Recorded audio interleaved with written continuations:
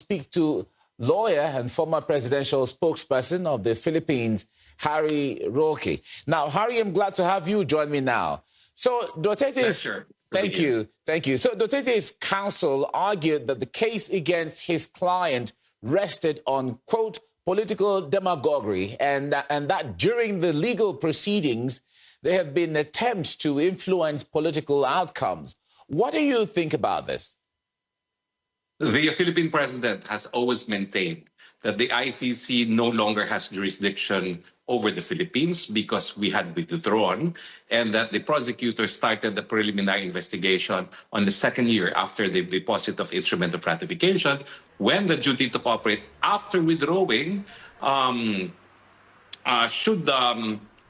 should be complied with only if jurisdiction of the court is triggered within a period of 1 year after the instrument of withdrawal. No? This is a legal defense because either the court has jurisdiction or it does not have jurisdiction.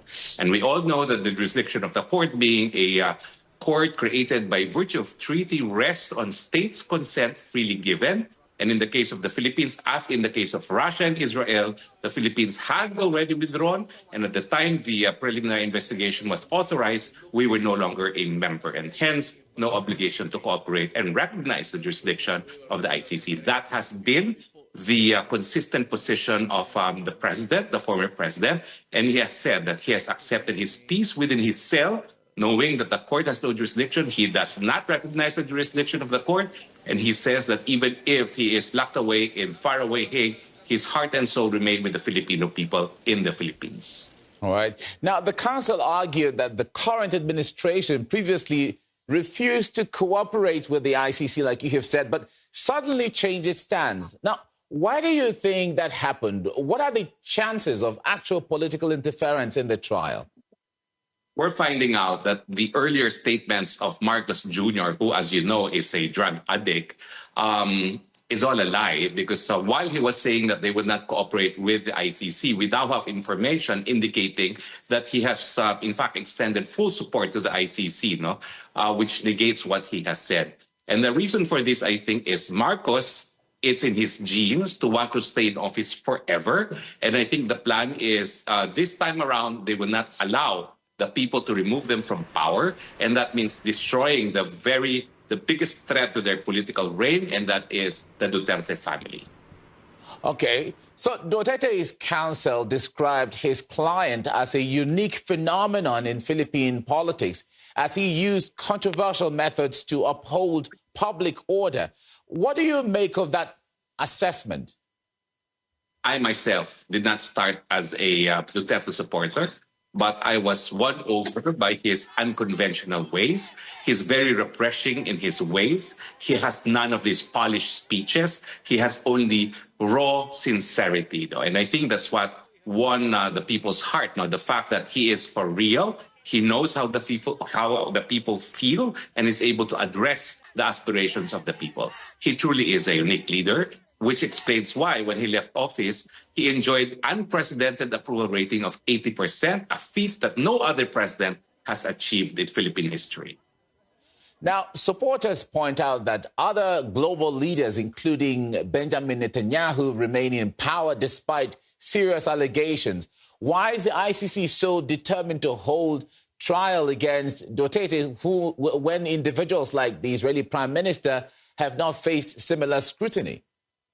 You know, in the 2024 Assembly of State Parties of the International Criminal Court, discussion had already begun whether or not the court should continue, because they have no cases in their dockets. They do have many individuals who have been issued warrants of arrest, including Netanyahu and President Putin, but they don't have the means to apprehend them, and therefore don't have the means to proceed with trial against them.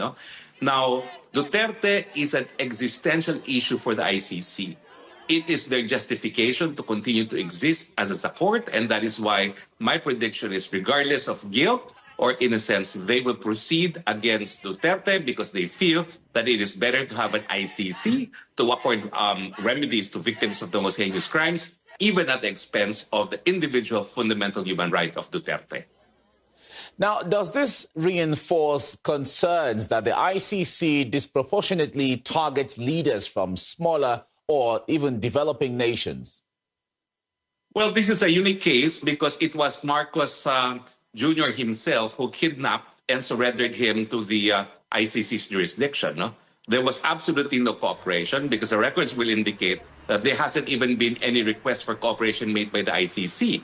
And yet, in order to eliminate the Duterte as a political opponent, they went ahead and pre-chartered a private jet that brought him to the ICC without compliance with the requirement of the ICC itself, their own statute, that he should have been brought first before a local court before being extradited to The Hague. It was a clear and simple case of kidnapping. All right. Now, recently, Mr. Duterte's daughter, Vice President Sara Duterte, announced her candidacy for the 2028 election, even as activists have filed several impeachment motions against her. But how do you rate her election chances? It's ironical that while the Marcoses sent Duterte to The Hague, they thought that would destroy the Dutertes as a political threat. The contrary has since happened. And the worst thing for the Marcoses now is for Duterte to die in prison, because that will absolutely guarantee the election of Sara Duterte as president, even if they resort to the worst forms of cheating and the worst form of vote buying. I think if something happens to the life of President Duterte while in jail, that seals the fate of Sara Duterte as the next president of the Philippines, no matter what. All right. But we have to leave you here now. Harry Roque, lawyer and former presidential spokesperson of the Philippines. Thank you so much for your time. It's been a privilege. Thank you. Thank you.